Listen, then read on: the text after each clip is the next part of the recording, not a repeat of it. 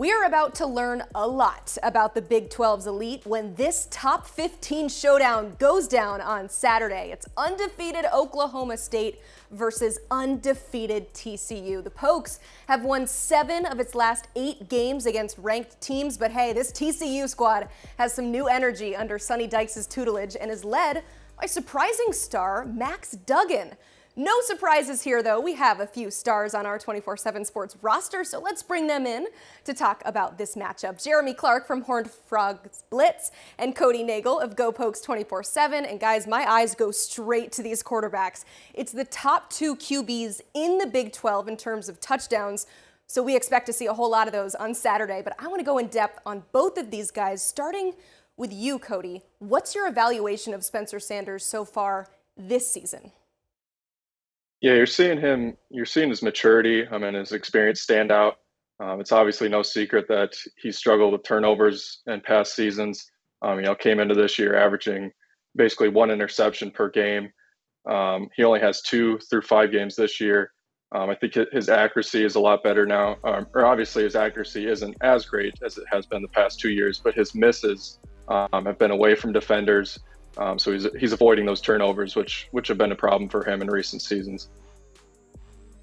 Yeah, Max Duggan, he's done really well this year. If you look at Max's career over the last 3 years, it was one of those things where he wasn't making great decisions. He wasn't throwing the ball really well, wasn't very accurate. But this year we're seeing a difference in Max Duggan. He's second in the nation in completion percentage right now. He's, 6th in completion percentage, 2nd in passing efficiency. And the biggest thing with him this year, he's not panicking, guys. He just looks very comfortable, calm and collective in the pocket. The receivers are doing really well getting open. Max is doing a great job of getting the passes to him. Last week against Kansas, he was phenomenal with his accuracy, threw some great passes to Quentin Johnston, and he's going to have to throw that way again against Oklahoma State this Saturday. Well, guys, offense is fun. Offense, of course, sells tickets, but I think you know where I'm going with this. Defense wins championships. We all love a Big 12 shootout, but Cody, what do the Cowboys need to emphasize on defense in order to win this game? Yeah, it starts with limiting the big plays. That's kind of been their weakness throughout the season so far.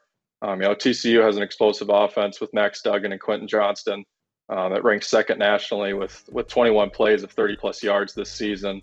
Oklahoma State's given up 11 plays of 30-plus yards. That ranks 67th nationally and is 3rd most in the Big 12. So, they've lost some experience there on the back end in the secondary.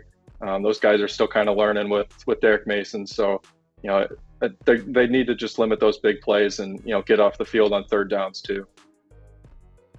It's exactly the same thing with TCU. They're giving up a lot of big plays so far this year. Against SMU, they gave up 372 passing yards to Tanner Mordecai. Against Oklahoma, they got better, but they didn't face Dillon Gabriel the whole game. And then last week against Kansas, it exposed a lot of things. You had Jason Bean come in there in the second half. Jalen Daniels was knocked out in the first half. Bean was able to complete 16 to 24 passes, 262 yards, and 4 scores in one half of action. So TCU's got to do a much better job of limiting those big plays, especially through the air. They've got to do a better job of getting pressure to the quarterback. They don't have a lot of sacks this year. And right now, typically in TCU defense in the past, you see defensive ends getting to the quarterback. That's not really happening this year. So they've got to have some kind of pressure up front from the defensive line and, again, limit those big plays through the air. All right, let's take advantage of the fact that we have 2 guys who cover these teams on the daily and ask each of you for an aspect of this matchup that no one is talking about. Jeremy, kick us off. I look at Joe Gillespie, the defensive coordinator for TCU. There's a little bit of familiarity with him being at Tulsa.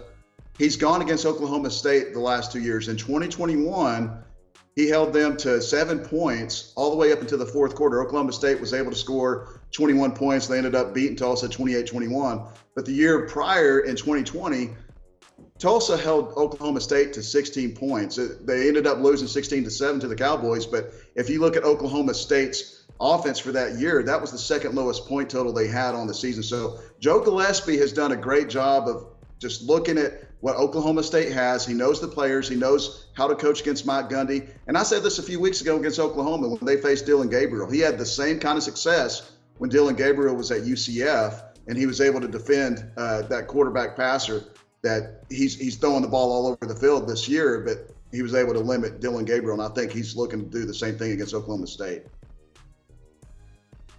Yeah, everybody knows that Mike Gundy's had plenty of success at Oklahoma State and has won a lot of games, but Oklahoma State's just 1-5 against TCU in Fort Worth since 1990. They're 1-3 at Amanji Carter Stadium since the Horned Frogs joined the Big 12 in 2012. OSU won there in 2016, but you have to go all the way back to 1947 for the last time the Pokes won in Fort Worth before then.